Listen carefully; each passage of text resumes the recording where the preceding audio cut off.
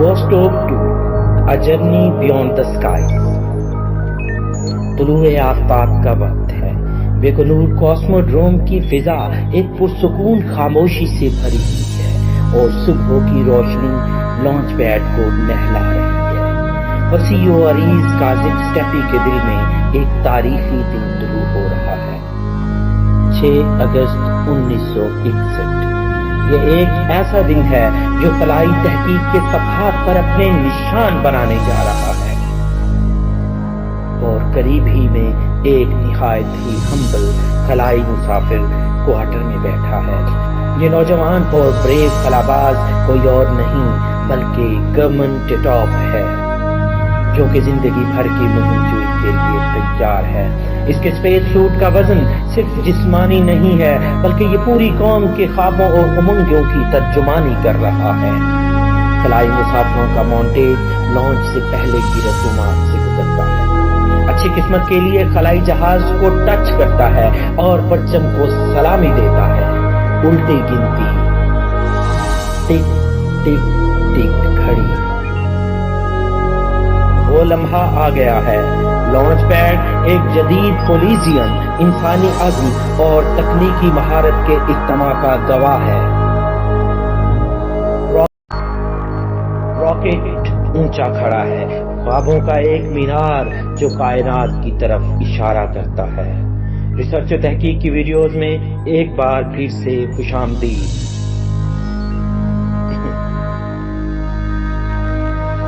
دوستو، Vostok 2 mission خلائی دور کے ابتدائی سالوں کے دوران سوویت یونین کی جانب سے خلائی تحقیق کی تاریخ میں ایک اہم سنگ میل تھا. یہ مشن سرد جنگ کے دوران ہوا جو امریکہ اور سوویت یونین کے درمیان جغرافیائی، سیاسی اور نظریاتی جدوجہد تھی. خلائی دوڑ ان کلیدی میدانوں میں سے ایک تھی جہاں دونوں سپر پاورز نے ٹیکنیکل اور سائنٹیفک برتری کا مظاہرہ کرنے کی کوشش کی. ووسٹوک 2 نے ووسٹوک 1 کی شاندار کامیابی کے بعد اپنے سفر کا آغاز کیا جہاں یوری گیگرین 12 اپریل 1961 کو زمین کے گرد چکر لگانے والے پہلے انسان بن گئے تھے. گیگرین کی کامیابی نے بعد میں سوویت خلائی مشنز کے لیے کئی مراحل طے کیے.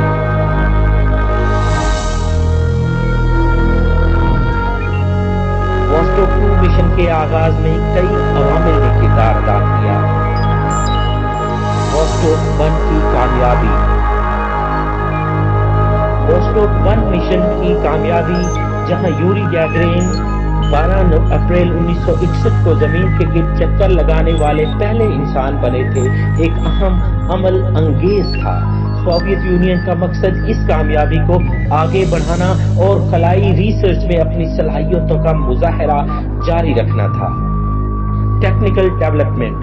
سوویت خلائی پروگرام اپنی خلائی ٹیکنالوجی کو تیزی سے آگے بڑھا رہا تھا. ووسٹوک خلائی جہاز کی ترقی جو ایک خلاباز کو مدار میں لے جانے اور انہیں باحفاظت زمین پر واپس لانے کی صلاحیت رکھتی تھی، نے ایک اہم ٹیکنیکل سنگ میل کو عبور کیا تھا.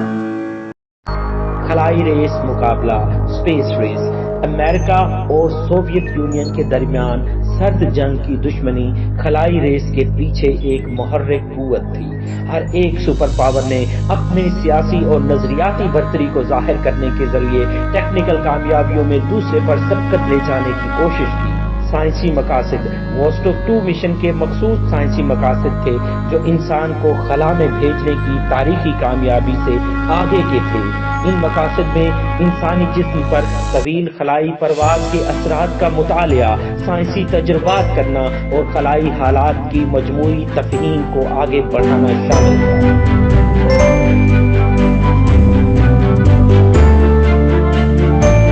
دوستوں، ووسٹوک 2 خلائی جہاز میں ایک ماڈیولر ڈھانچہ تھا جو مختلف اجزاء پر مشتمل تھا جو مخصوص افعال کو پورا کرنے کے لیے ڈیزائن کیا گیا تھا. یہاں ووسٹوک 2 کی ساخت اور اس کے مختلف حصوں کا ایک جائزہ لیتے ہیں.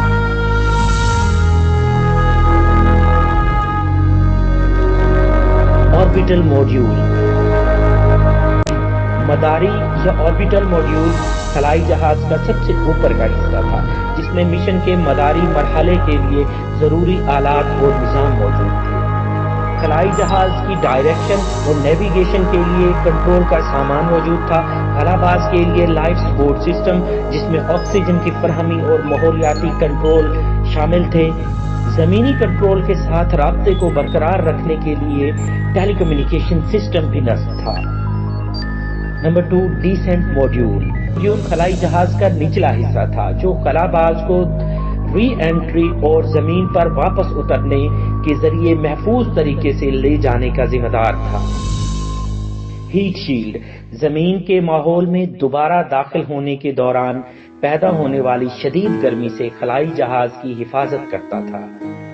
Retro fire rocket, de-orbit burn شروع کرنے کے لیے استعمال کیا جاتا ہے۔ خلائی جہاز کو آربٹ سے نیچے آنے کی اجازت دیتا ہے۔ پیراشوٹ، نزول کو کم کرنے اور محفوظ لینڈنگ کو یقینی بنانے کے لیے پیراشوٹ کا استعمال کیا گیا۔ اکوپمنٹ سیکشن، آربیٹل اور ڈیسنٹ ماڈیولز کے درمیان واقع انسٹرومنٹیشن سیکشن میں مشن کے لیے ضروری مختلف آلات اور نظام موجود ہیں۔ سائنٹیفک انسٹرومنٹ مشن کے دوران تجربات کرنے اور ڈیٹا اکٹھا کرنے کے لیے استعمال ہوتے ہیں۔ بجلی کی فراہمی کے لیے بیٹریاں اور سولر سیلز خلائی جہاز کے نظام کو بجلی فراہم کرتے ہیں۔ ایجیکشن سیٹ، لانچ کے دوران کسی ہنگامی صورتحال میں خلا باز کو تیزی سے راکٹ سے دور کرنے کے لیے ایک ایجیکشن سیٹ نصب کی گئی تھی۔ لانچ ایمرجنسی کی صورت میں فعال خلا باز کو راکٹ سے دور لے جاتا تھا۔ کاسمونوٹ، اس معاملے میں گرمن ٹیٹوف نے مشن کے دوران سیفٹی اور لائف کی سپورٹ کے لیے اسپیس سوٹ پہنایا۔